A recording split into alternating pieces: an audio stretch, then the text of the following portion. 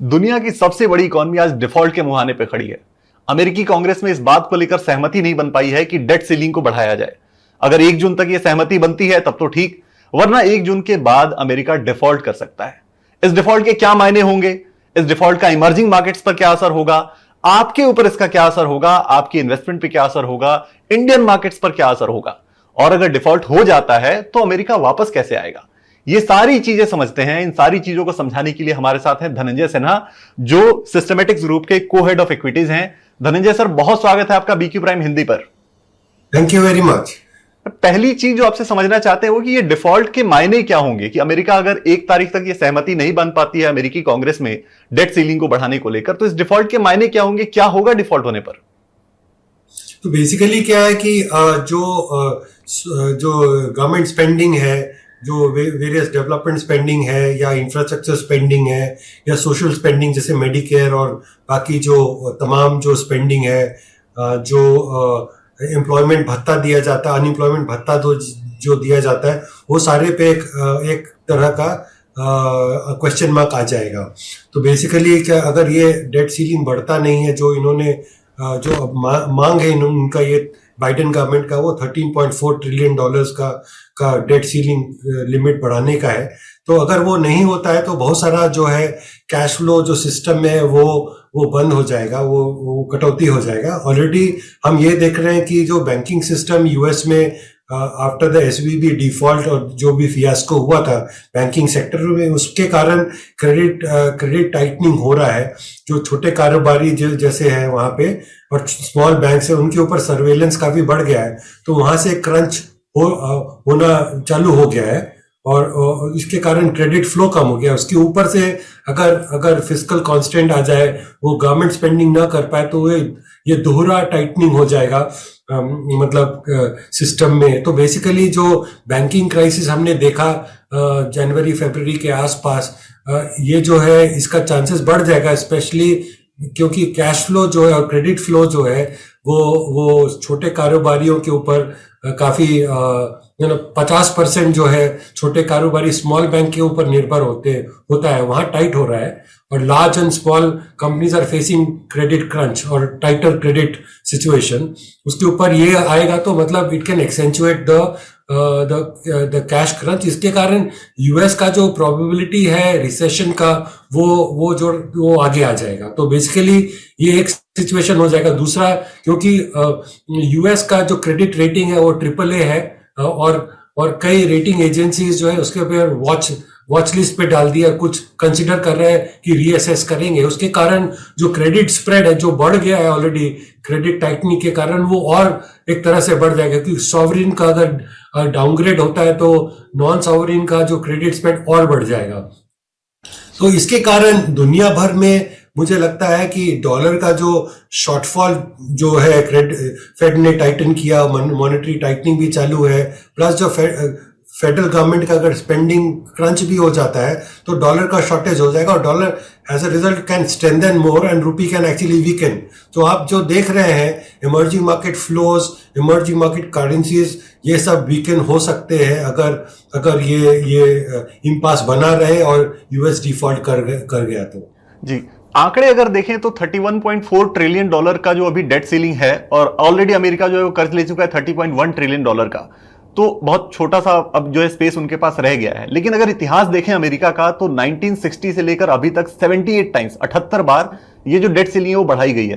तो इस बार आपको क्या लगता है, क्या ये उम्मीद है कि डेट सीलिंग बढ़ जाएगी या फिर लगता है मामला फंस जाएगा कहीं? तो ये कहना बड़ा डिफिकल्ट है। आज के तारीख में जो रिपब्लिकन और डेमोक्रेट के बीच में ये जो इम्पास फंसा हुआ है, रिसेंटली जो मिड टर्म इलेक्शन हुआ है उसमें बाइडेन जो डेमोक्रेट्स का सीट जो है वो कांग्रेस में कम हुआ है और रिपब्लिकन का बढ़त हो गया है, जबकि सेनेट में डेमोक्रेट थोड़ा आगे है।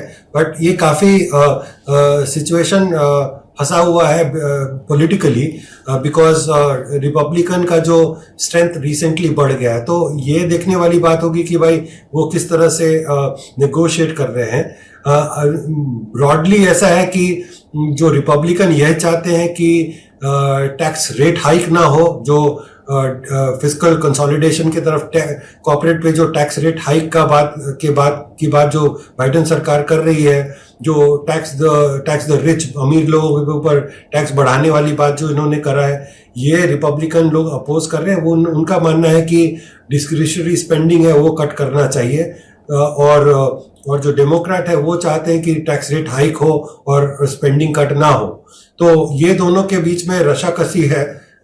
इवेंचुअली हमें मालूम है कि ये कुछ रिजॉल्व हो जाएगा और ये एकदम लास्ट आवर तक चलता रहेगा, ये बैक एंड फोर्थ। तो मुझे लगता है कि आज के तारीख में ये जो संदर्भ है थोड़ा डिफरेंट है कंपेयर टू लास्ट 60-70 इयर्स, क्योंकि जो पब्लिक डेट यूएस का government debt to GDP ratio Covid के बाद काफी बढ़ गया था। तो मतलब अगर पब्लिक डेट टू जीडीपी देखें तो पीक लेवल पे 135% तक आ गया था, प्री कोविड 98% के आसपास था। आज के तारीख में क्योंकि जीडीपी ग्रोथ हाई था, इन्फ्लेशन हाई है, तो वो कुछ 120% के आसपास है, फिर भी 20% it is higher than the pre Covid. तो बेसिकली क्या है कि स्पेंडिंग कट और टैक्स रेट हाइक दोनों उसको करना पड़ेगा इवेंचुअली, क्योंकि जैसे वो फेड इन्फ्लेशन कंट्रोल पे आएगा तो उनका डिफॉल्ट रिस्क बढ़ता जाएगा आगे। तो मुझे लगता है ये दोनों बातें इनको करनी पड़ेगी। तो जो मोटा मोटा ये है कि कुछ ना कुछ लेन देन होगा, इवेंचुअली दोनों साइड में थोड़ा बहुत लीवे होगा, eventually they will not default, but ये बहुत क्लियर है कि what ever be the mix, आगे फिस्कल कंसोलिडेशन यूएस को करना पड़ेगा। तो ये जो मार्केट के स्टैंड पॉइंट से दो चीज इंपॉर्टेंट है, ये कि आपका जो फेडरल रिजर्व का टाइटनिंग वो बरकरार रहेगा, जो आपका फेड का मिनट्स ऑफ मीटिंग आया है कि they will need to sort of contain inflation अभी भी हाई है, और जो फिस्कल कंसोलिडेशन वो भी होगा साथ में। तो मुझे लगता है कि ओवरऑल ग्रोथ यूएस में कम होगा, उसके कारण I would say that dollar का सप्लाई कम होगा और डॉलर शायद स्ट्रेंथन हो जाएगा। जो ये थोड़ा सा मार्केट के लिए जो असमंजस जो सिचुएशन है और जो अनसर्टेनिटी जो आगे मतलब हो सकता है इवॉल्व हो, वो इतना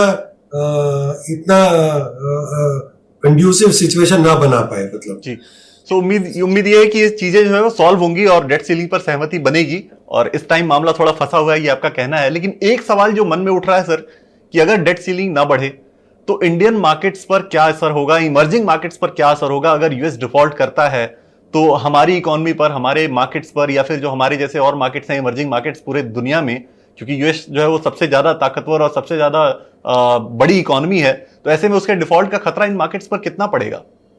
ये काफी बड़ा इंपॉर्टेंट मार्केट है, क्योंकि अगर आप समझ लीजिए कि अगर पोस्ट कोविड जो रैली हुआ है मार्केट में वर्ल्ड ओवर और यूएस में भी, वो इसलिए हुआ क्योंकि यूएस जो है काफी एक्सपैंड किया, स्टिमुलस काफी दिया और काफी बढ़ाया इन्होंने फेडरल रिजर्व का बैलेंस शीट। तो जो अगर डॉलर का क्रंच होता है बिकॉज ऑफ डेट सीलिंग का जो crisis, if it continues and at the same time अगर फेडरल रिजर्व भी कंटेन कर रहा है, तो मेरे ख्याल से इसका इंपॉर्टेंट इम्पैक्ट होगा world over across the markets.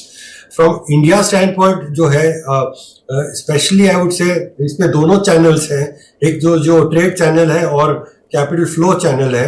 तो मुझे लगता है कि जो ट्रेड चैनल है वो काफी इंपॉर्टेंट है, क्योंकि हमारे हिसाब से इंडिया का रियल जीडीपी ग्रोथ देखे और ट्रेड का जो ग्लोबल ट्रेड वॉल्यूम का जो सेंसिटिविटी देखे, तो हर 100 बेसिस पॉइंट 1% अगर पॉइंट फॉल होता है ग्लोबल ट्रेड, इंडिया का इम्पैक्ट 200 बेसिस पॉइंट है जीडीपी पे। तो अगर यूएस में डिफॉल्ट होता है, और पोस्ट कोविड क्या हुआ है कि बहुत सारा हमारा एक्सपोर्ट यूएस में गया क्योंकि वहां सप्लाई चेन इश्यूज थे, तो बहुत सारे Indian companies are actually exporting to US, specially plant and machinery या ऑटो इक्विपमेंट्स और वेरियस कैपिटल गुड्स इक्विपमेंट जो हम यूएस को एक्सपोर्ट किए हैं। तो आप वेरियस कंपनीज को देखें तो they have benefited quite a bit. So वो एक कॉन्ट्रैक्शन आ जाएगा। मतलब अगर यूएस में कैपिटल गुड्स एक्सपोर्ट देखे, वो pre Covid let's say it was about $3 billion, it has increase to $6 billion, तो 6-7 बिलियन, सो डबल से भी ज्यादा हो गया है। तो उसके कारण जो है जो ट्रेड चैनल के कारण जो है वो कुछ इम्पैक्ट आ सकता है इकोनॉमी के ऊपर। और दूसरा जो इम्पैक्ट आएगा, क्योंकि वहां का अगर मान लीजिए डिफॉल्ट होता है, तो अगर डाउनग्रेड होता है यूएस का रेटिंग जो AAA रेटिंग आज के तारीख में है, तो उसके कारण जो है क्रेडिट स्प्रेड अक्रॉस यूएस में ही नहीं but across other markets will also start to rise. तो आई थिंक इंटरेस्ट रेट्स और कैपिटल फ्लोज पे भी असर पड़ सकता है ग्लोबली। तो ये काफी बड़ा और इम्पोर्टेंट इवेंट है। We are hoping that it will be resolve. वो शेप एंड साइज क्या रहेगा वो देखने वाली बात होगी। जी, उम्मीद हम भी करते हैं कि ये चीजें रिजॉल्व हो। लेकिन एक सवाल जो मन में आता है, जो व्यूअर भी देख रहे हैं उन्हें भी ये समझ में आ रहा होगा कि ये चीजें कैसे चल रही हैं, लेकिन एक सवाल उनके मन में भी होगा कि अगर डिफॉल्ट हुआ तो क्या वापसी कैसे होगी? क्योंकि अगर डिफॉल्ट हुआ तो ऐसा तो है नहीं कि अमेरिका हमेशा डिफॉल्ट में रहे, इतनी बड़ी इकोनॉमी है। तो वापसी की प्रक्रिया क्या हो सकती है सर, कि जब डिफॉल्ट हो गया उसके बाद क्या होगा और कैसे वापस जो इकोनॉमी रिकवर करती है, कैसे डिफॉल्ट का स्टेटस हटता है दोबारा? नहीं, ऐसा तो रिसेंटली ऐसा कुछ हुआ नहीं है। लास्ट टाइम जो ये इम्पास हुआ था 2011 में हुआ था, तो वो सिमिलर सिनेरियो है अभी।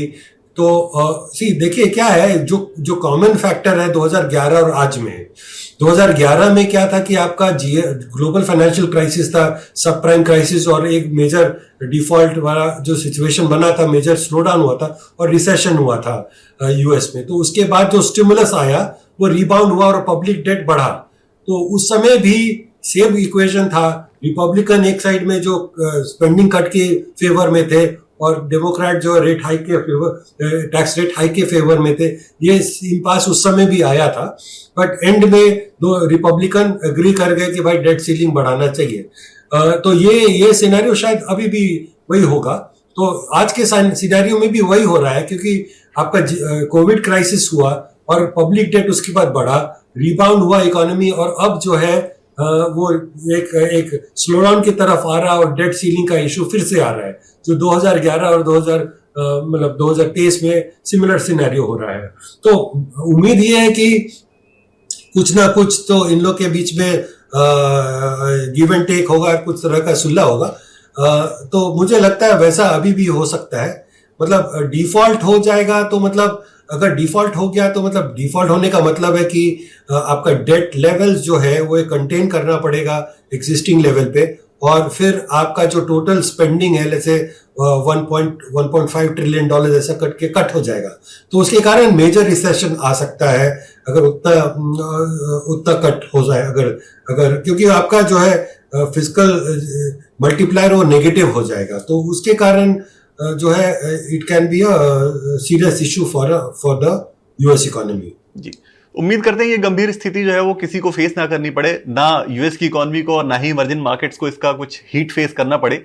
लेकिन एक चीज अगर देखें हम, अगर ऐसा हो जाता है, जो बुरे सिचुएशन में अगर हम ये माने अगर ऐसा हो जाता है, तो सेक्टर्स कौन से होंगे जो इंडियन मार्केट के कनेक्टेड हैं यूएस से और उन पर सबसे ज्यादा इंपैक्ट होगा? क्योंकि व्यूअर्स जो देख रहे हैं वो ये जरूर जानना चाहेंगे कि उनके पास कहीं उस सेक्टर के शेयर हैं या नहीं है, या उस शेयर को लेकर वो करें क्या। तो उनकी स्ट्रेटजी के लिए ये समझना बड़ा जरूरी है कि वो कौन से सेक्टर्स होंगे जो इंपैक्टेड होंगे सबसे ज्यादा अगर यूएस में ऐसी कोई सिचुएशन अराइज होती है तो। करेक्ट। सो जैसा मैंने बताया कि बहुत सारे कैपिटल गुड्स कंपनीज है जो एक्सपोर्ट ओरिएंटेड है, यूएस में काफी एक्सपोजर है। इसमें टेक्सटाइल कंपनी जो अपहोल्स्ट्री इस तरह के जो बनाते हैं वो जो बेचते हैं यूएस में, वहां पे इम्पैक्ट हो सकता है। ऑटो कंपोनेंट्स इस तरह के चीज जो आप एक्सपोर्ट करते हैं वो सारा इम्पैक्ट हो सकता है। मुझे लगता है कि इसके कारण क्या है ना, आपका कमोडिटी प्राइसेस डिफ्लेट होगा, क्योंकि यूएस में जो है क्योंकि आप अगर डॉलर स्ट्रेंथन होता है और वहां पे मेजर स्लो डाउन हो जाता है, तो कमोडिटी सेक्टर जो है काफी करेक्ट हो सकता है। तो जैसे मेटल्स वगैरह काफी डिफ्लेट हो सकता है, डॉलर स्ट्रेंथन होगा तो वो इम्पैक्ट हो जाएगा। मतलब कमोडिटी स्पेस जो है काफी इश्यूज उसमें आ सकता है। दूसरा मुझे लगता है बैंकिंग सेक्टर स्टॉक्स काफी डिफ्लेट हो जाएगा, मल्टीपल्स कम हो जाएंगे अगर जो है अगर ये सिनेरियो बनता है। मतलब अगर रेट्स बढ़ जाते हैं और डॉलर स्ट्रेंथ हो जाता है, रुपी वीकन हो जाता है, जैसे रुपी जो है 85 86 के ऊपर चला जाता है, लेट्स से हाइपोथेटिकली अगर 90 चला गया, अगर मेजर इश्यूज हो गए तो मतलब banking sector stocks can be very vulnerable to any default scenario. तो ये सारे स्टॉक्स, ये सारे सेक्टर जो है ना, ये काफी इम्पैक्ट हो सकते हैं। और जो डोमेस्टिक कंपनीज है, डोमेस्टिक डिमांड रिलेटेड है, जो बेसिक कंजम्पशन डोमेस्टिक, वो सब जो है उससे फायदा हो सकता है। हो सकता है कि अगर मेटल प्राइसेस कम हुआ तो मतलब ऑटो सेक्टर को जो है वो फायदा हो सकता है, मार्जिन्स वगैरह एक्सपेंशन। सो ये सारे संभावनाएं हैं जी। सो अब क्या होगा, सिचुएशन कैसे बदलेगी, ये तो 1 जून को ही पता चलेगा। लेकिन उसके पहले आपने पूरी तैयारी हमारे दर्शकों की जरूर करा दी है कि ये डिफॉल्ट का मतलब क्या है, इसके क्या मायने हैं, इंपैक्ट क्या हो सकता है, इमर्जिंग मार्केट्स पर क्या असर होगा, ये सारी चीजें तैयार है। बहुत शुक्रिया धनंजय सर आपका आज समय निकालने के लिए और बीक्यू प्राइम हिंदी से बात करने के लिए। धन्यवाद आप सभी, आपके दर्शकों को भी thank you. Thank you so much sir, thank you.